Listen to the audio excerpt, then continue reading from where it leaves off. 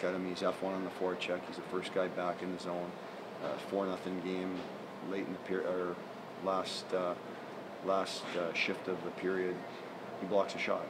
You know, it's 4-0, and he's out there with 14 seconds left on the penalty kill, and he blocks a big shot. You know, so that just says enough about him. And you know, offensively, there's nothing you can teach him. He just has a nose for the net. And he does the right things, and he gets rewarded for doing the right things. When you do the right things consistently, good things always happen. You spent a lot of time in the NHL. What kind of potential does he have, do you think? He's got a lot of potential, and potential is a dangerous word. So he's a determined player. He's a determined person. He wants to prove everyone wrong. He wants to prove that he belongs. Everyone talks about his size and talks about his skating. And, I don't see anything wrong with his skating, and I've seen Johnny Gaudreau, who's probably half all his size, and he's lighting it up in Calgary. So there's a spot for those type of players. They're special players, and they're exciting to watch. And what he brings to the table is more than just his goal-scoring ability. It's his all-round game, and he competes at both ends of the ice. That's what makes him special. How do you, go ahead. Does his game remind you of any NHL players? Who does he resemble? You know what? I don't like making comparisons. It's too hard. It's too much. If the player's going to see it, then he's going to have to live up to those expectations. And I don't want anyone. Oliver Bjorkstrand's a unique individual.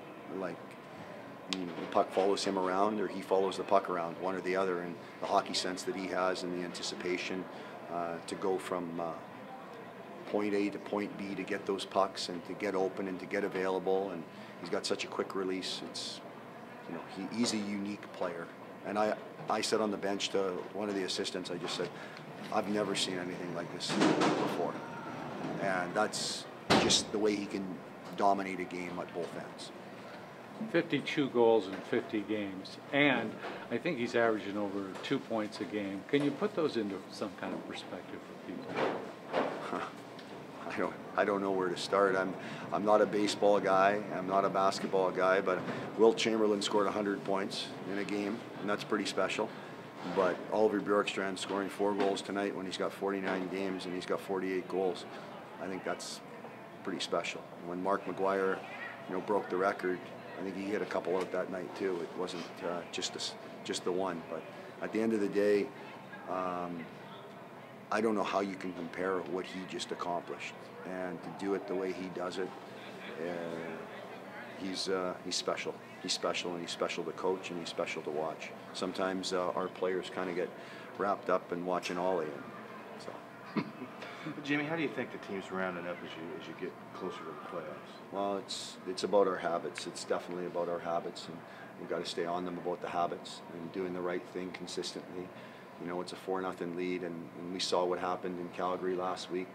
We were up 4-1, and they crept back in the game, and that just can't happen, and that should never happen to good teams. And, I think we're a good team, and we deserve that, and our players have to understand that taking care of the puck and doing the right things and making sure that you give them no life is really important. But our team's coming around. We're slowly getting to where we need to get to, and we've got 9 games left. So it's important that we do the right things, and it's a process to go through. We can't worry about where we'll end up. It's the process that you go through to worry about our next opponent tomorrow and our first shifts, and go from there. It seems like when you installed Aiden as the #1 goaltender, it really did make a difference for him and for the team. Well, I think Aiden deserved the opportunity. I did a lot of soul searching. I talked to a lot of people about what it takes to be a #1 goaltender, and I knew the answer, but I wanted to hear from other people and what they felt was the right thing, and how they respond from losses, how they respond from bad goals, their demeanor in the net, the way the team plays around them, the confidence that he exudes in the net. And I think Aiden's been able to handle this.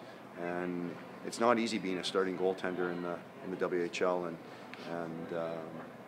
to play under the circumstances that you play under, and back to back, and 3 and 4 nights, and 4 and 5 nights. It's a testament to what he's been able to do, and his mental capacity, and also his physical conditioning to continue to raise the bar every time. So he's been everything you hoped he would be in that situation. So far, he's got to continue to grow, and we continue to harp on him about his habits too. You don't let him off the hook. You win the game, but there's some things that have to be corrected, and we make sure that we want to push him to that next level, just like we want to push all our players to that next level. And we never, if you're satisfied after a 7-1 win, you are a little bit, but there's some things details of the game that you got to make sure that you correct. And now's the time to be hard on your team when you're winning like this, because bad things start creeping into your game, and I think it becomes too easy, and that's when it kind of bites you. So you were hard on him tonight? I was coaching him, and I won't stop. Thank you. Thanks, Thank you. Jamie. Thanks.